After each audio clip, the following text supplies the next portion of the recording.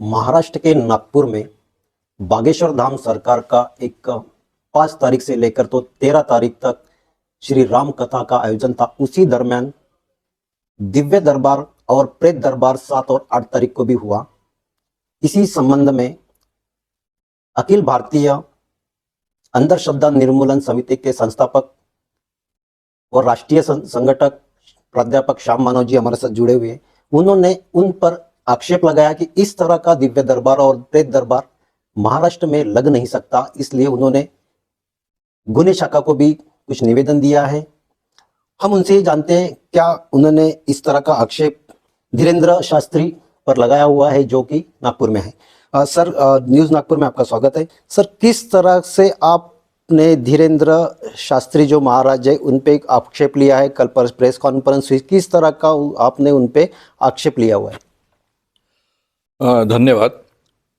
पहली बात तो यह है कि जो राम कथा उन्होंने आयोजित की, उसका प्रवचन जो शुरू है, उसके बारे में हमें कोई ऑब्जेक्शन होने का कारण नहीं है।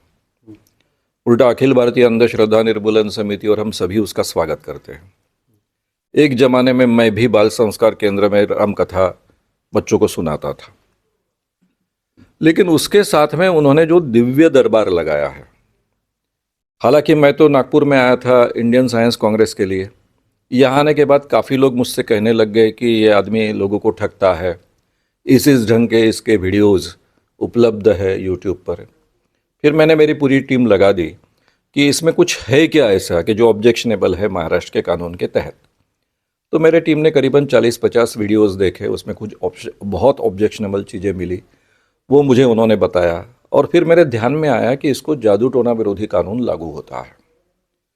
जादू टोना विरोधी कानून 2013 में महाराष्ट्र में बना, उसकी एक कमेटी बनी, जादू टोना विरोधी कानून प्रचार प्रसार अंमलबजावनी समिति। उसका 2014 से मैं सह अध्यक्ष हूँ।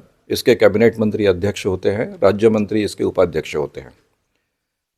तो ये मेरा काम है कि ये कानून का अमल अच्छे ढंग से हो और इसका प्रचार प्रसार भी हो, इसलिए मेरी जिम्मेदारी है। तो मैंने सबसे पहला काम ऐसा किया कि नागपुर में इस विषय के यानी जादू टोना विरोधी कानून अमल में लाने का अधिकार और जिम्मेदारी चीफ दक्षता अधिकारी, चीफ विजिलेंस ऑफिसर जो होते हैं उनको होता है। और ये प्रमुख दक्षता अधिकारी नागपुर के क्राइम के एसीपी होते हैं। तो क्राइम एसीपी से मैं मिला, उनको पूरी तैयारी से सब चीज़ें दी कि कौन से कारण से कौन सा कानून लागू होता है। यानी इसको दोनों कानून लागू होते हैं, drugs and magic remedies act 1954 भी लागू होता है और जादू टोना विरोधी कानून 2013 का भी लागू होता है जो महाराष्ट्र का है, and drugs and magic remedies act केंद्र का है। तो उसके सभी डिटेल्स मैंने उनको दिए हैं, साथ में जो वीडियोस है ओरिजिनल वो भी दिए हैं, उसके कटिंग्स भी दिए हैं कि कौन से वर्ड्स को ये लागू होता है। तो जादू टोना विरोधी कानून इसको डायरेक्टली लागू होता है। जादू टोना विरोधी कानून महाराष्ट्र का बहुत कड़ा कानून है। इसमें केवल वो कृति करना या उसका केवल प्रचार प्रसार करना ये इक्वली गुनाह है। और इस आदमी ने उस ढंग का प्रचार प्रसार किया है क्योंकि वे वीडियो सब उपलब्ध है, महाराष्ट्र में लोग देख रहे हैं, नागपुर के लोग देख रहे हैं। लेकिन आपने जो जुने वीडियोस के आधार पर ये उनको गुने शाखा को आपने ये सारा दिया हुआ है, लेकिन आप चाहते, आपका कहना है कि अगर दिव्य दरबार करना ही एक गुनाह है, ये आपका कहना है? उसका कारण ऐसा है कि ये कानून जो है उसमें कलम नंबर 3(3) में ये बात कही है कि जिस कारण इस कानून के प्रावधान का उल्लंघन होता है उसकी अगर केवल शुरुआत होती है और वो कंप्लीट भी नहीं होता है तो भी इस कानून के तहत ऐसा माना जाएगा कि वो बात कंप्लीट हो गई है और उसको इक्वली सजा है। यानी इसके पुराने, यानी महाराज के पुराने दरबार, उसमें अगर कोई दावे किए जाते हैं और उसी ढंग का उसी नाम का दरबार अगर वह यहाँ लगता है तो ये कानून के तहत वो कंटिन्यूएशन में ये बात हो गई और इस कानून के तहत प्रचार प्रसार करना ये गुनाह है ही।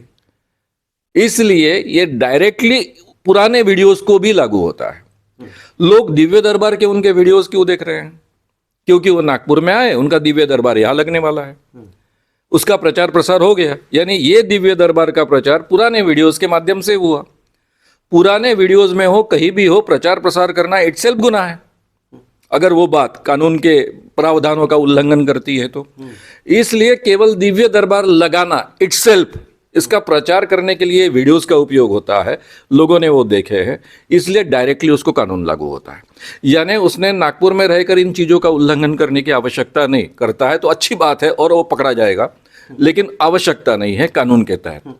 दिव्य दरबार और प्रेत दरबार, ये दोनों चीजें वो 2 दिन किया उन्होंने। दिव्य दरबार भी प्रेत दरबार के जैसे ही गुना दोनों के लिए लागू होता है। देखिए, ये कानून में प्रावधान क्या है, 3 चीजों के दायरे में ये आता है। जादू टोना विरोधी कानून बहुत कड़ा है, मैंने आपको पहले कहा।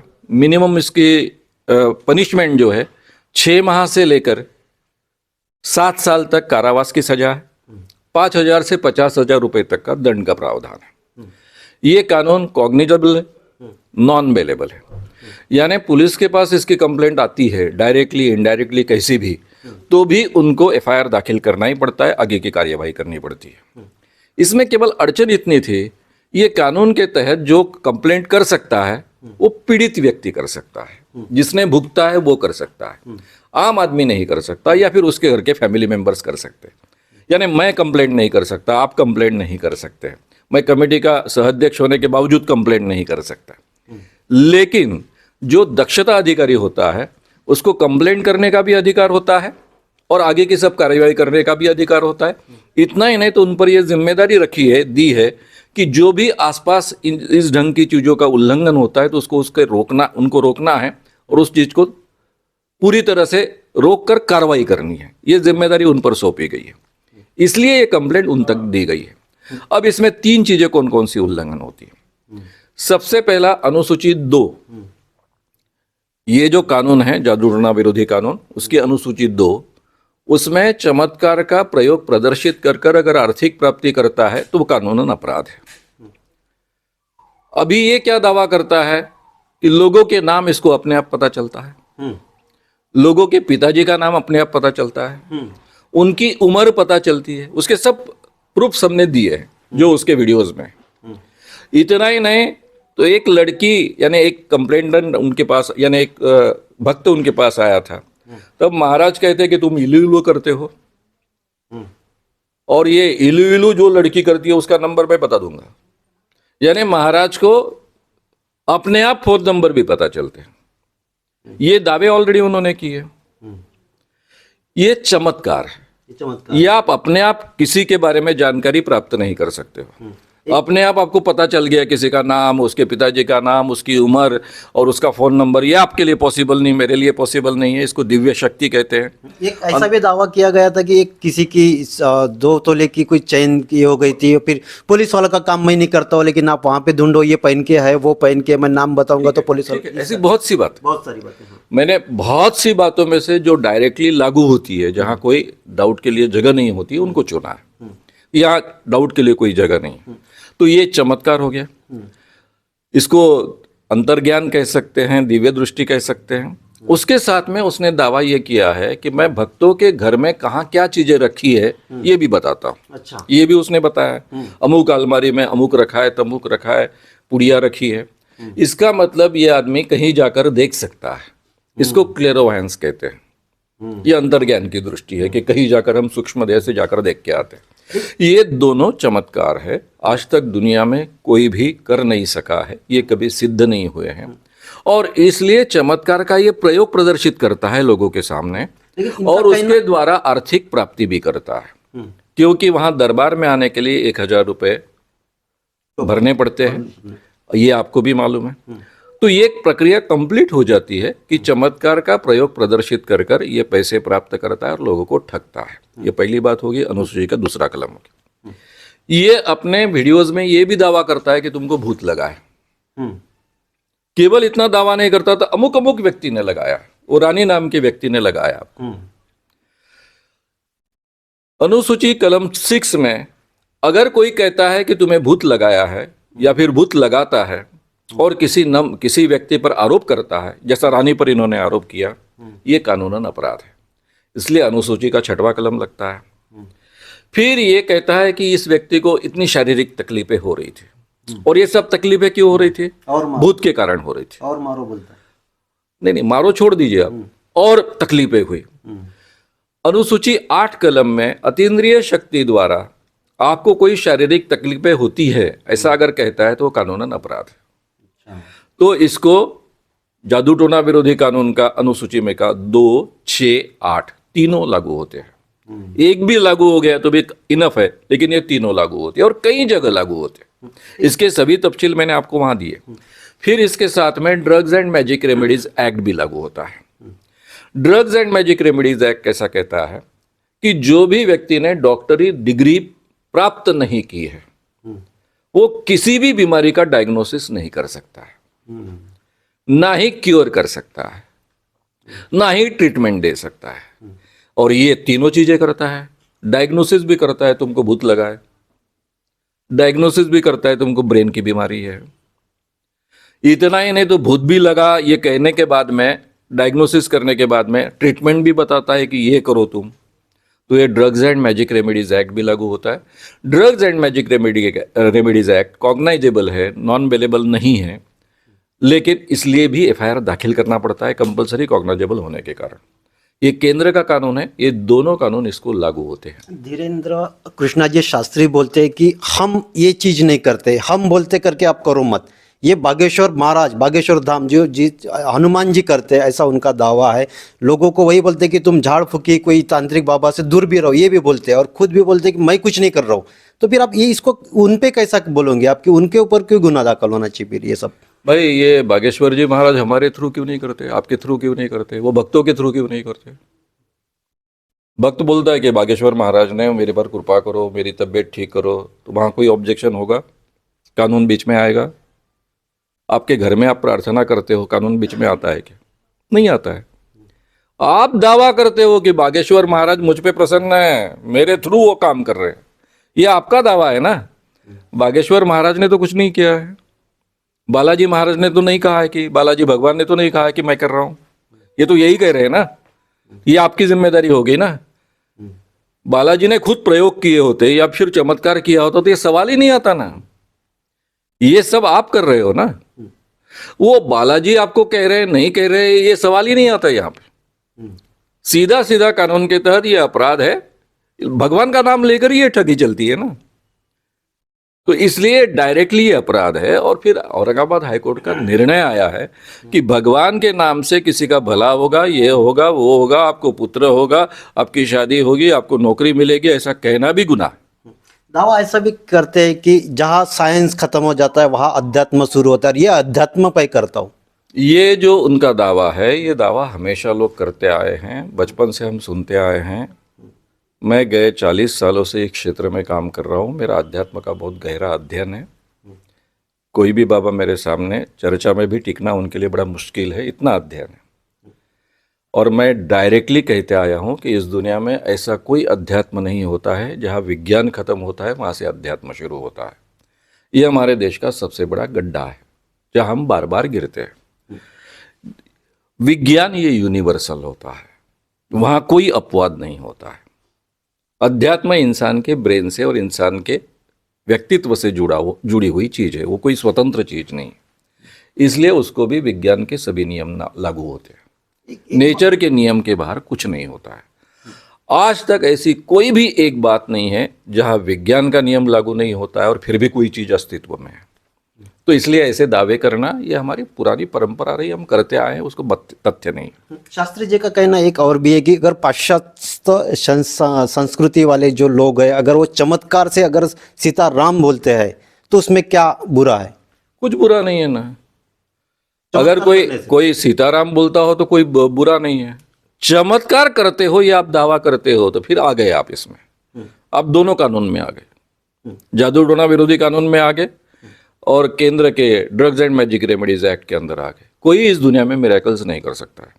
अब 40 सालों से हम काम कर रहे हैं, एक भी बाबा सामने नहीं, या 30 लाख रुपए का प्राइस है। दूसरी बात पर भी हम आएंगे कि बात यहाँ तक नहीं रुकी, केवल हमने कंप्लेंट पुलिस तक की और पुलिस एक्शन ले, यहाँ तक नहीं रुके है ना। बाबा को हमने आह्वान भी दिया है ना। अखिल भारतीय अंधश्रद्धा निर्मूलन समिति की ओर से उनको आह्वान दिया गया। 40 सालों से आह्वान चल रहे हैं, आज तक कोई जीत नहीं पाया है। जितने लोग आए सब भाग गए हैं, कोई भी जीत नहीं पाया। ये तो आप सबको मालूम है। आह्वान क्या है उन्होंने जो कहा वही आह्वान, मैं कई फालतू के आह्वान कभी नहीं देता। उन्होंने क्या कहा कि मैं लोगों का नाम पहचानता हूं, उनके पिताजी का नाम मुझे पता चलता है, उनकी उम्र पता चलती है और उनका फ़ोन नंबर पता चलता है, उसके सब प्रूफ्स मैंने दे ही है ऑलरेडी। आपने जो दावा किया वही सिद्ध कीजिए। आपका कहना ऐसा है कि मैं दूसरे भक्त के घर जाकर उनके कौन से अलमारी में क्या रखा है मैं पहचान सकता हूं, क्लेरोवायंस की मेरी क्षमता है। ये जो दिव्य ज्ञान की आपकी क्षमता है वो केवल आप सिद्ध कीजिए, बात खत्म हो गई ना। उसके लिए हमने क्या कहा, भाई हम नागपुर में एक पंचमंडल नेमेंगे जिसमें हमारे भी लोग नहीं रहेंगे, आपके भी लोग नहीं रहेंगे, बहुत प्रतिष्ठित लोग रहेंगे, शायद रिटायर्ड जज रहेंगे, पत्रकार लोग रहेंगे, बाकी भी कुछ लोग रहेंगे। और फिर सब पत्रकारों के सामने ये आपका चुनौती का प्रोग्राम होगा। हम आपको 10 आदमी देंगे। ये 10 आदमियों के नाम, उनके पिताजी के नाम, उनके फ़ोन नंबर्स और उनकी उम्र ऑलरेडी लिखी रहेगी आधार कार्ड के अनुसार। ये ऑलरेडी इस पंचमंडल के पास में सीलबंद लिफाफे में बंद रहेगा, यानी बाद में हमने कोई गड़बड़ी की, कुछ किया ऐसा वगैरह, उसके लिए कोई गुंजाइश नहीं रखेंगे। आपके सामने 10 लोग आएंगे, आप उनके नाम बताइए, उनके पिताजी का नाम बताइए, उनकी उम्र बताइए, उनका फ़ोन नंबर बताइए। 10 चीज़ें हम बाजू के रूम में रखेंगे, जहाँ भी ये प्रोग्राम कंडक्ट होगा वहाँ कैमरे लगे होंगे, रिकॉर्डिंग रहेगा, उसमें कोई हम बदमाशी करने की गुंजाइश नहीं। वहाँ लगे तो एक पंच भी जाकर बैठेगा और वहाँ पर कौन सी 10 चीज़ें रखी है ये आपको बताना है। ये दोनों चीज़ें अगर आप 90% करेक्ट बताते हो, 90%, 10% हम हमको छूट देते। हालांकि छूट देने की आवश्यकता नहीं, इंसान गलती कर सकता है, दैवी शक्ति कभी गलती नहीं कर सकती। आपके पास दिव्य शक्ति है तो गलती होने की कोई गुंजाइश ही नहीं है, लेकिन इसके बावजूद 10% हम आपको छूट देते हैं। 90% करेक्ट 2 बार। पहली बार ये एक चुनौती का ये पूरी प्रोसेस अमल में आएगी, दूसरी बार होगी। आप पहली बार अगर 90% नहीं बता सके तो भी दूसरी बार कंडक्ट होगी। अगर आप पहली बार 90% करेक्ट बता सके तो भी दूसरी बार कंडक्ट होगी। दोनों बार अगर आप 90% करेक्ट है ऐसा आप कहते हो और वो सिद्ध होता है तो आपको सीधा सीधा 30 लाख रुपए का प्राइज मिलेगा, प्रोवाइडेड 3 लाख रुपए आपको पहले डिपॉजिट रखने पड़ेंगे पंचमंडल के पास। 3 लाख रुपए डिपॉजिट क्यों रखते हैं हम? क्योंकि ये लोग भाग जाते हैं। हमारा सब खर्चा, लोगों से पैसा इकट्ठा कर कर कर हम सब करते हैं, वो सब पैसा वेस्ट होता है। महाराज जी को रखना पड़ेगा, इसलिए नहीं होना चाहिए, इसलिए 3 लाख रुपए आपको डिपॉजिट रखने पड़ेगी। अगर आप पराभूत होते दोनों समय में, 90% नहीं बता सकते, तो ये 3 लाख रुपए जब्त हो गए, अखिल भारतीय अंधश्रद्धा निर्मूलन समिति के बैंक अकाउंट में जाएंगे। अगर आप जीतते हो तो ये 3 लाख रुपए आपके वापस मिलेंगे, प्लस 30 लाख रुपए अंधश्रद्धा निर्मूलन समिति के मिलेंगे। महाराज कहेंगे कि हमको पैसे की आवश्यकता नहीं, हमारे पास कोई, भाई आपके पास बहुत पैसा है, करोड़ों का है, हमको मालूम है। ठीक है, बगैर पैसे का आप आह्वान स्वीकारिए। अगर आप बगैर पैसे का आह्वान स्वीकारते हो, आपको प्राइज नहीं चाहिए, तो आपको कोई अनामत रकम भरने की आवश्यकता नहीं है। आप केवल आइए, 2 बार ये सिद्ध कर कर बताइए, आप जीत लीजिए।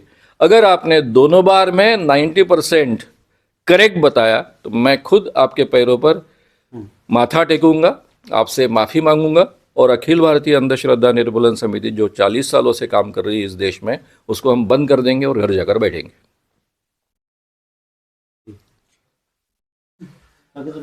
हाँ, एक बात और, अगर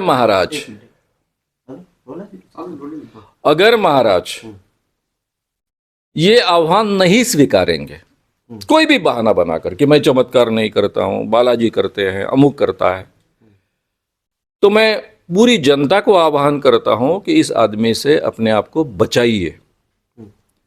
क्योंकि जब सत्य सिद्ध करने की बात आती है तो ये आदमी भाग रहा है।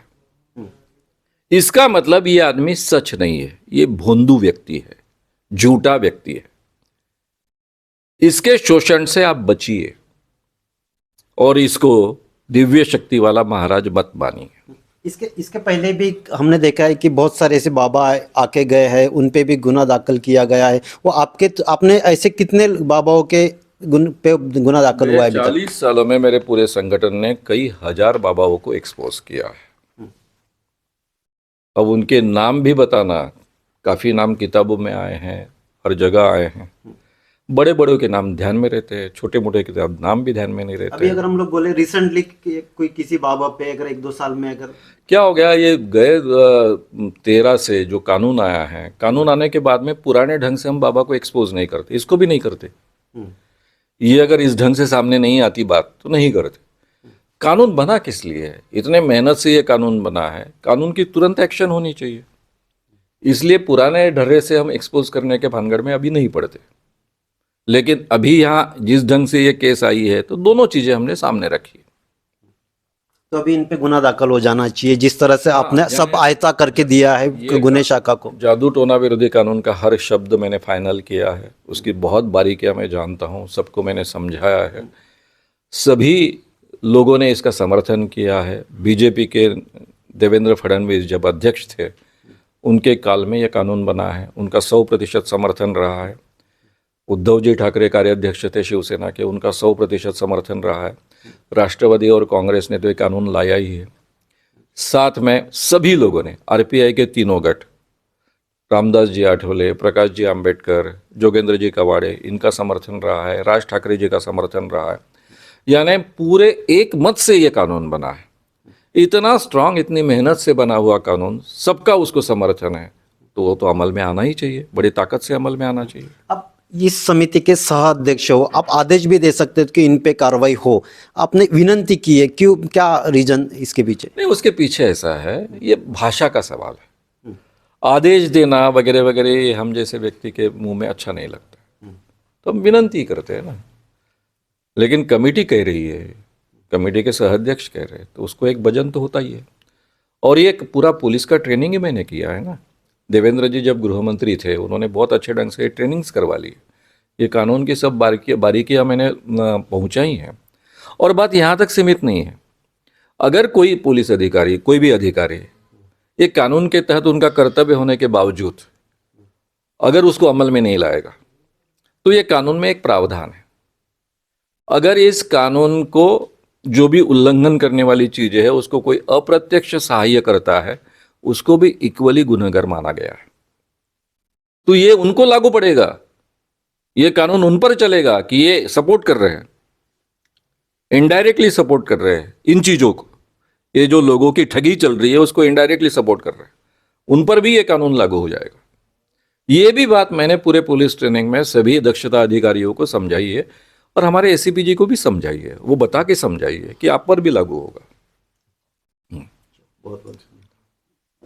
जिस तरह से नागपुर के रेशिमबाग मैदान में बागेश्वर धाम सरकार जो धीरेन्द्र कृष्णा शास्त्री इन्होंने लगाया है 5 से 13 तारीख तक, तो इसी के विरोध में अखिल भारतीय अंधश्रद्धा निर्मूलन समिति के प्राध्यापक श्याम जी मानव, इन्होंने उन पे आक्षेप ही नहीं लिया है, उनका विरोध ही नहीं कर रहे, तो उन्होंने बाकायदा गुने शाखा नागपुर में इसकी रीतसर तकरार भी दी हुई है। और उनको कहा गया है कि इस संबंध में जल्द से जल्द गुना दाखिल करें, और जो दिव्य दरबार, प्रेत दरबार जो उन्होंने किया है, राम कथा को, श्री राम कथा को उनका कोई भी विरोध नहीं था, लेकिन दिव्य दरबार लगाना ही, सिर्फ बोलना ही और उस पर कृति में अमल लाना, ये गुनाह होता है। इस तरह से श्याम मानव जो है सह अध्यक्ष है अंधश्रद्धा